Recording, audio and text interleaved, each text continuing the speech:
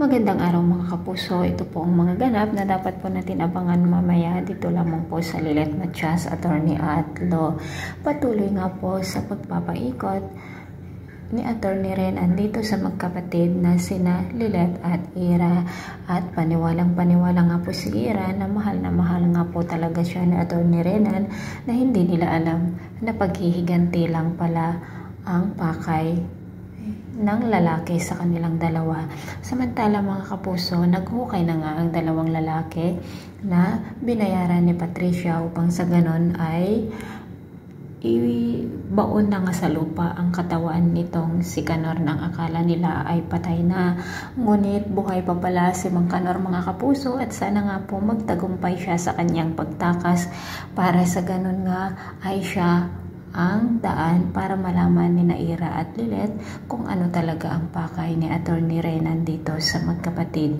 Samantala mga kapuso, masayang-masaya naman si Patricia dahil ang alam nga nila ay patay na si Mang Canor at naihukay na nga ng dalawang lalaki. Nagsindi pa siya ng mga kandila. Nakita naman ni Ramir ang mga tseke at resibo na kung saan ay malalaking pera na inilalabas ni Patricia dito sa kanyang bank account. At dito na nga magsisimula maghinala si Ramir dito kay Patricia, at gagawa nga siya ng paraan para sa ganon ay malaman kung ano talaga ang tinatago nitong si Patricia mga kapuso. At dito nga po nagkaroon na rin ng pagdududa ni Lilet dito kay Attorney Renan, at naikwento nga niya ito kay Melissa na iba ang nararamdaman niya dito sa nobyo ng kanyang kapatid. Samantala nagkaroon nga ng pagsasalo-salo sa isang restaurant ang tatlo na sina Attorney Renan, Ira at Lilet mga kapuso, at magse-celebrate daw sila.